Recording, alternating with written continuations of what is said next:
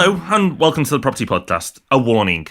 In this week's episode, we get passionate, we even swear, but this episode, and I don't say this lightly, has the potential to change your life.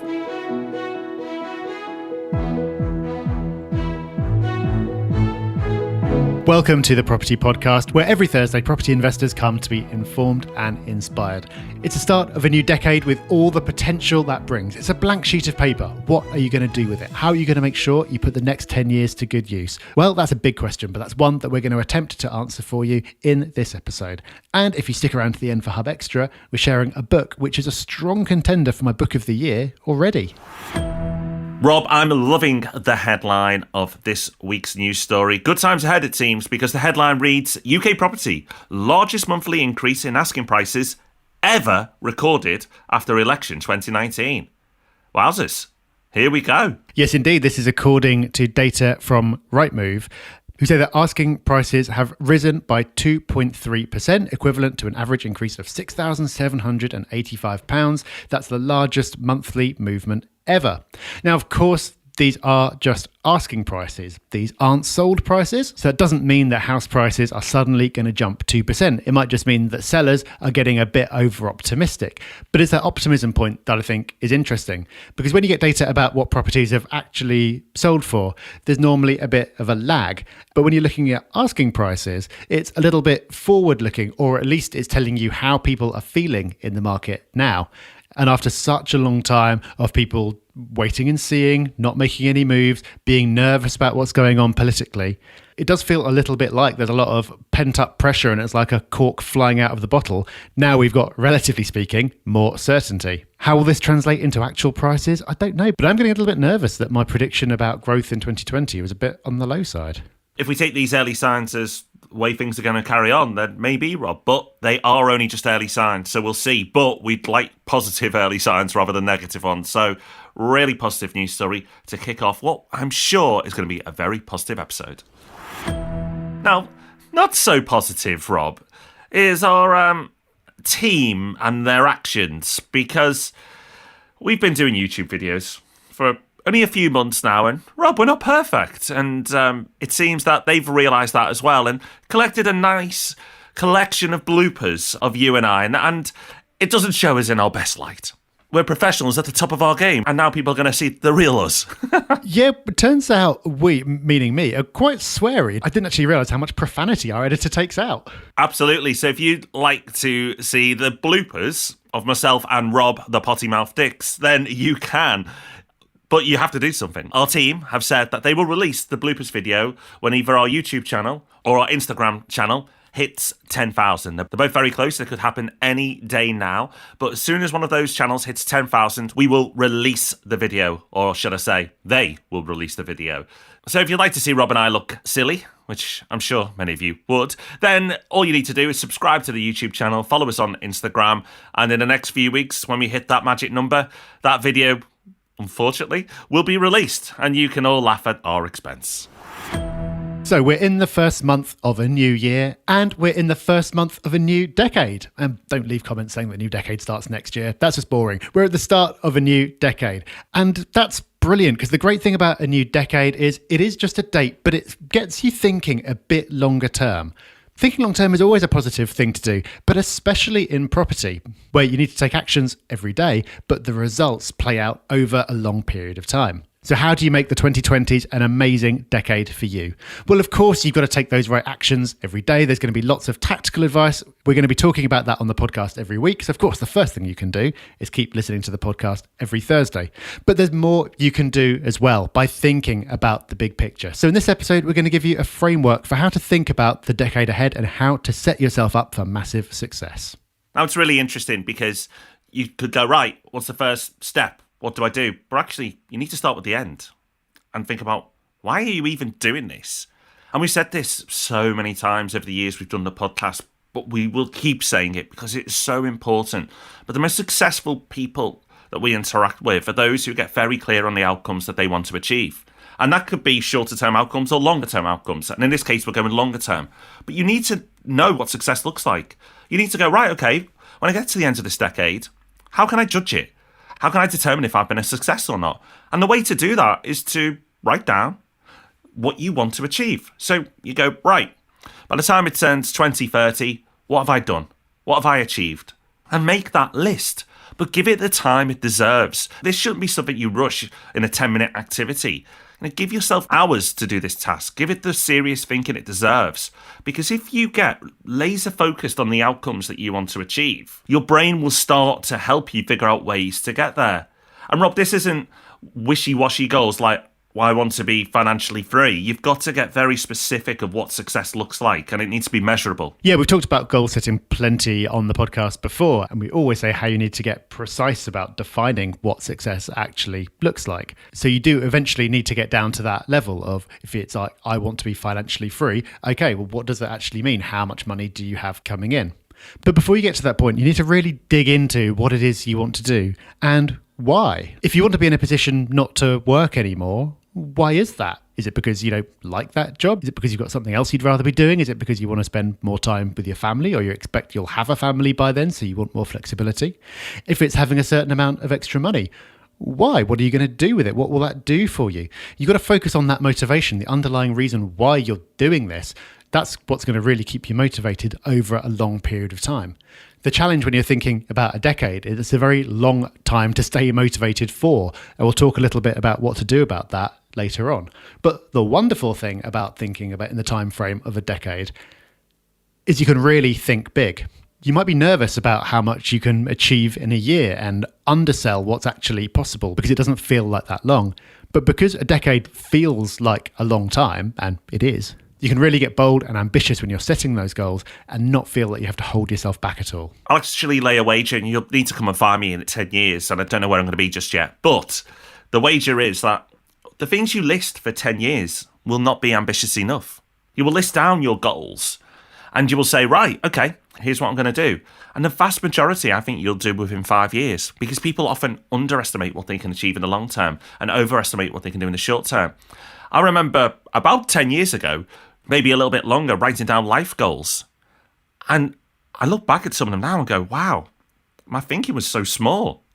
I smashed the numbers in that book by quite a long way. Not because I've been brilliant, but just because I've not been ambitious enough. I've not been thinking big enough. And thinking big is really important. It's a subject, again, we've talked about on the podcast in the past. But you should really be bold, think big, be audacious with your long-term goals, and then possibly reel it in a little bit for the shorter-term goals. You see this play out so often, even when you bring it down to a month or a few weeks, a summer holiday's coming up. Right, I want to lose 2 stone before my holiday next month. It's not going to happen.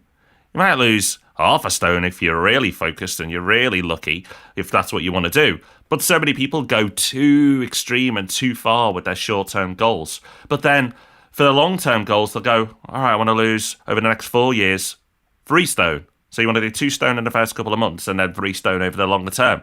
Now, I'm exaggerating the point to make it hit home. And it plays out with all of us. As I said, it's happened to me. So I can pass on that experience so you cannot make the same mistake. You want your long-term goals to feel a little bit scary, a little bit audacious, and almost embarrassing that you possibly couldn't show them to someone else, because people will go, you want to do what, by when? If you feel you get that reaction, your thinking is probably in the right ballpark. Yeah, I think that's a really important point, Rob. And I've noticed exactly the same thing when it comes to my own goal setting, and seen it countless times when we've talked to other investors. So something very common that you'll hear is, well, in a year's time, I want to have £2,000 a month coming in. And in 10 years' time, I want to be up to £5,000 a month, because then I'll be able to quit my job. And that kind of gets it wrong at both ends. Getting from nowhere with no experience to having £2,000 a month coming in a year is really, really hard. But if you assume that you've done that, and then you're giving yourself another 9 years to get another £3,000 with all the experience that you've got, with the benefit of compounding, with all the other advantages that you've got, and 9 times as long, it's nowhere near ambitious enough. So if financially that really is all you want, then that's fine. Then you can bring that goal in a bit. You can try to achieve it in a shorter space of time. But if really you want more and you're just afraid to say that number because it sounds impossible, then give you permission to go bigger. 10 years is long enough to do that, because you've got so much time. And even if you don't know how you're going to do it now, just committing to it will get your subconscious working. It'll force you to act bigger, and you'll figure out along the way exactly how you're going to make it happen. So you've come up with your big goals. You can now pop them on your fridge and it'll just happen. No. You will have to work. You won't just have to think it into reality, although some books will tell you that's all you have to do. No, you're actually going to have to do something to make this happen. And if you do put those audacious goals, I know we just told you to put them, but if you do put them down, you'll have to do something different to what normal people do. And what normal people do in life is plod. Bit brutal, but it's the truth. A lot of people just plod, exist, and drift. And you know what? If they're happy, then that is perfect, because happiness is the ultimate achievement. But if you want to do audacious things, then you're going to have to act differently to the norm. That makes sense, but most people won't do it. Most people want big things, but most people won't do different things to achieve them. And the different things actually are easier than you think. But even as we read them out now and tell you the type of things you're going to need to do, a lot of people listening won't do it. I'm hoping you know who you are, you'll step up. But a lot of people listening to this won't. So let me give you some examples. Now, when you're a property investor and you're starting out, we've recommended that you go out and network. We recommend that you go to meetups. We recommend that you do stuff at the weekends to make up for the fact you're working full time. We recommend that you really absorb yourself, read the books, watch the YouTube videos, listen to all the podcasts. But most people will just do some of that. But it's those who put that extra effort in. It's those that go and build their network up. It's those who then save that extra bit of their salary, even though it means they're making sacrifices in the month. Those are the ones that achieve the success. Those are the ones that go on to hit those audacious goals. But most people don't like difficult. Most people default to easy. Now, I'm not beating down on people who choose that. As I said, if you're happy, great. But you can't then moan that you didn't do the big things that you wanted to do. You have to do the difficult things. But that is true for all of life. You've just got to put that little extra effort in, and that's all it is, and you will achieve bigger results. But the wonderful thing is, you, by doing a little bit of thinking, can come up with what are the more difficult things to do. But the great thing is, you don't need to be a rocket scientist to figure out what the difficult things are. As I've touched on, they are really easy to figure out. You've just got to go and do them. Yeah, if you listen to the successful people who we've interviewed on the podcast over the years, and there have been many of them, there are clear patterns in what they do. Every successful investor we've ever spoken to has worked a lot of evenings and a lot of weekends. There have been a lot of dinners with friends that they've missed. There have been lots of hobbies that they would have liked to take up that they haven't had time for because they've been working on achieving their goals. We've heard from investors who on a Saturday will get up at 5 a.m, get a train across the country for 3 hours, do a day of viewings, then come home again in the evening. We've heard from investors who for years will deny themselves the things that they'd really like to have because they're saving up for that next deposit. You know that these are the things that have to be done because you've heard these stories. And again, it's not just in property. You can find similar examples for anyone who's achieved anything in business or who's got to the top of a sport or anything like that. You know what needs to be done. You've just got to do it. And you've got to do it even when no one around you is doing it. And what they're doing in the short term seems a lot more enjoyable. And you've got to do it consistently. Again, we're talking about a decade here. This isn't something where you can just go at it really hard for a month, then go back to being exactly how you were before and expect everything to be okay. Getting from zero to something is always the hardest part. So I'm not saying you have to make sacrifices to the same extent in year 9 as you do in year 1, but you do consistently, over time, need to do the thing that isn't the easy thing to do. Most people don't do that, and that's why most people don't get the results they want. And don't use that, but I don't know what to do as an excuse. Give yourself a little bit of thinking time, and you'll come up with the answers. The great thing about these lessons is you can apply them anywhere. So if we take I want a six-pack as an example, you know that you need to get to the gym all the time, you need to eat better, and you need to be disciplined at the weekends and not eat the chocolate and the beer. Yep, bit of self-talk going on here. That's what you need to do. You know that. You've got the answers. You don't need another book. You don't need to listen to a fitness podcast. Just put the effort in, get up earlier, and do the work. So we all know what to do to achieve that wonderful result. But most of us won't do it. And most people won't become financially free because you can write it down and put it on your fridge, like I've said, but you need to do the work. But the great thing is, you know what that work is. Or at least if you give it a little bit of thinking time, you know what that work is. So there are no excuses. It is down to you. You can give yourself reasons why things didn't work out and tell yourself a story, And you know what? In 10 years' time, that story that you tell yourself, that might make you feel better. But deep down, you know. Deep down, the reason you didn't hit your goals was because you didn't do the work. You know what the work is. Don't moan. Don't make up a story if you don't hit it. Accept it, take it on the chin and go, I didn't achieve those things because of me. That's it. It's all on you. But the great thing is, it's all on you to achieve these things. No one else is going to stop you. The excuses are Now, I know the bleep machine came in there, and I very rarely swear, but I want to hammer the point home. Don't tell yourself a story at the end of this decade. Don't tell yourself a story about why you couldn't do something because this event happened, or that person did that, or this thing bothered me. The only story you want to be telling yourself at the end of the 10 years is the beautiful story of the challenges that you went through, the hard work that you put in, and how much you enjoyed that journey. That's the story you want to tell yourself. Wow, Rob B dropping the truth bombs all over. Some tough love for you on the Property Podcast, but it's all true. So how could you make it more likely that you will do what needs to be done and you'll have the dedication and you'll put in the work? How can you set up your environment so you're likely to succeed? Well, the absolute biggest thing you can do is to surround yourself with positive influences. Again, we've talked about this on the podcast before, but it bears repeating.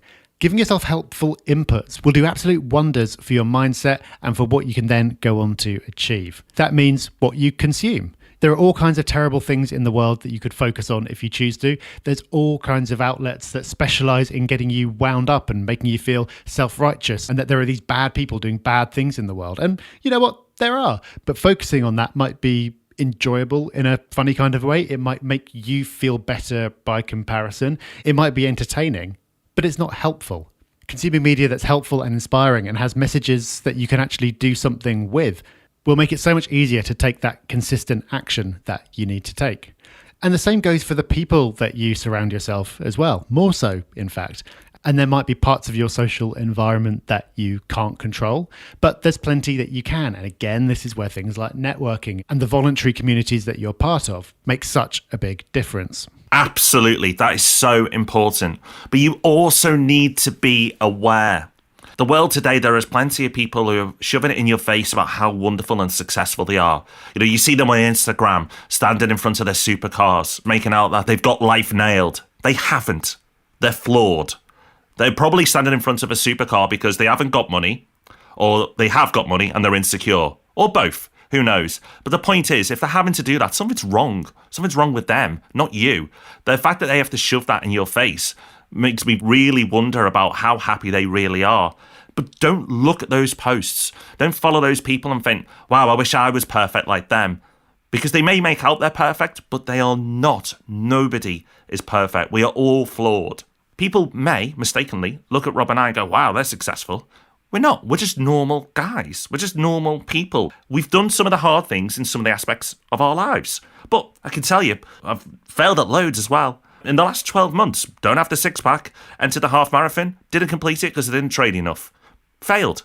Not perfect. Yes, we may have a growing business, and yes, we may have a successful podcast. Doesn't mean we've nailed life. We're doing some parts of life well and failing in others. And that's okay, because you know what? We all do that. So try and do more of the positive and be inspired by the positive aspects of what some people are doing. But don't kid yourself and think they're perfect and I'm not. We're all the same. If you just follow some of the basic points that we've given you today, you'll be able to achieve so much more than average. And that's what's beautiful about this, is they are basic things. There are no magic tricks. There is no secret formula. There is no weekend course you can go on that's going to give you the secrets to life. The secrets to life are actually really basic and in front of you, and you've got all the answers.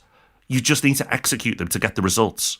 And the great thing about all of this is that we're talking about a decade.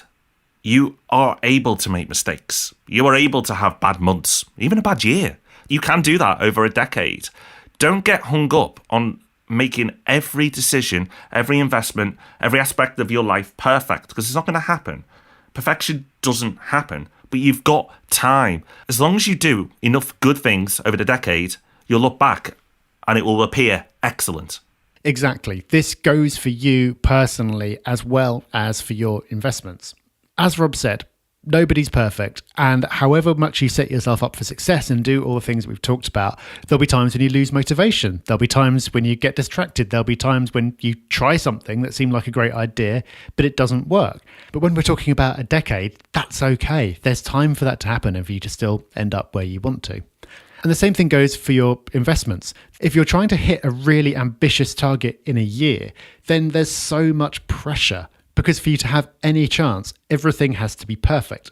Unfortunately, there's no such thing as the perfect deal or the perfect property or the perfect investment. When you're thinking over the terms of a decade, it's far easier to realize the truth that a good property today is far better than a perfect property in 5 years. It's so easy to get caught up in analysis paralysis. It's something we talk about a lot. It's something we hear about all the time that people are struggling with. And with this, like I said, thinking long-term helps, but it's something you need to be constantly aware of. You need to be aware of the cost of perfection. And the good news is you don't need perfection. If you just buy good properties at good prices and you manage them well, then over a decade, you've got so much time for the income to come in. You've got so much time for the growth to happen. And even if you get it wrong, even if you make a bad investment, you've got so much time to put it right. Property is wonderfully forgiving over the long term. There are a lot of very expensive mistakes that you can make in the short term, but over a long enough time frame, you'd have to do tremendously badly and do some really stupid things not to come out ahead. So even though 10 years is a long time and we're right at the start of a decade, don't leave it a couple of years to get started because you're not sure you're ready. Your prices might go down or that deal looks okay, but a better one might not come along next month. In property, time is really the magic ingredient. So put yourself in a position to take advantage of that. So start. Get ready to smash that decade. Go and write those goals down. Go and give yourself that thinking time and go and set yourself up for success. You know what to do. You didn't even need this podcast. You knew before this podcast. But hopefully this is the podcast that will wake you up. It will stop that drifting and go, you know what? I am going to schedule some time to do it. Or I'm actually going to do it today. But just make sure you do it. Remember, this isn't exclusive to property investment. These are lessons that you can apply to all of your life. And they don't have to be financial. You know, finance is one type of success. And I actually think our culture weighs too heavily on that being deemed the most successful thing you can do. No, success can be looked at in so many different ways. It can be your health, it can be your family, it can be the impact that you make on other people. Whatever success looks like to you, start writing it down. Obviously include your property stuff in there, but don't just do property. Do all aspects of your life that are important to you, and then begin. Start to take action, little steps at first, and you'll be blown away when you look back in 10 years' time at what you've achieved. So as Rob has quite rightly said, you are responsible for your own success, but we'll do a little bit to help you along the way by putting out a podcast every week to give you a bit of inspiration or to give you a bit of knowledge that you can put to good use. There's just one condition.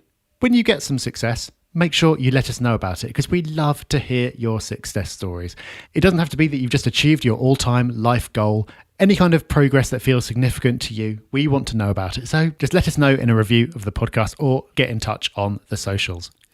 This week's success story comes in from Luis, who left us a review of the podcast saying, "Thank you so much for inspiring me onto my property journey. Thanks to you guys, I was able to look outside London, create my property company, and last year bought a flat in Birmingham. I'm in the process of purchasing a flat in Liverpool. It wouldn't be so fun and effective without you guys." Well, again, we're glad to have helped and thank you for the review, but Luis, it's all you. Well done. We have the perfect Hub Extra for you this week because it's a book from a man who's achieved incredible success. And the man in question is Bob Iger. Bob Iger is the CEO of Disney. Disney is my favourite business. I absolutely love what they've done and achieved, not just in the beginning, but also more recently. An incredible business, incredible standards. And at Christmas, at top of my list for Santa was this book. But Rob, before I've even dug into it, you've gone and read it. So don't give too much away. But it's so good that you wanted it to be on Hub Extra this week. Yeah, and it fits absolutely perfectly with what we're talking about because what Bob Iger has achieved with Disney is absolutely unbelievable. I hadn't followed it that closely, so I wasn't aware of some of the things that he'd done that produced massive results for them, some of them really forward thinking. Now, with hindsight, it looks obvious, but he was way ahead of the game on certain things. But the striking thing, again, is he was thinking long term. If you look at the arc of his career and how long it took him to get to certain places, it really didn't happen overnight. But just by consistently doing enough good things and having a heck of a work ethic, he got to this unbelievable position. And the other thing that I took away from it as well, which is something that you see from a lot of successful people, is they're not just successful in one area of their life. Bob Iger still, and he must be getting on for 70 now, gets up at 4:30 every morning and exercises. He's a real fitness fanatic as well. And this is something really common. It's unusual to see someone who's reached the top of one field and got their life really together in that aspect, but is a complete mess when it comes to other parts of their life. Successful people tend to be successful not in everything, but they tend to have their life together and have healthy and productive habits across the board. So I think that's another really important thing to think about when we're talking about the next 10 years. Don't just think about how you can be successful in property. Think about how you can be successful in general and build those habits and give it enough time. And you might not end up where Bob Iger has ended up, because what he's done is pretty extraordinary, but you can still end up in a pretty amazing place. So if you want the perfect example of some of the principles that we've talked about in this episode, definitely check out that book, and it's a great story as well. A successful man, a successful business. That book is called Ride of a Lifetime. I can't wait to dig in. And based on Rob's recommendation, I think you should probably go and check it out. The link to that book, if you can't find it on Amazon, will be in our show notes. So that's us done. If you want to keep in touch, please do. We get lonely. Follow us on the social channels. Interact with us on the social channels at Property Hub UK, Twitter, Instagram, YouTube. We're everywhere. And of course, the forum on propertyhub.net. Join the conversation there. Thank you for listening to this week's show. Next week, we are firmly back on property ground. I hope today's episode has resonated with you and has motivated you to take action. Here is to a wonderful decade. Bye-bye. Bye-bye.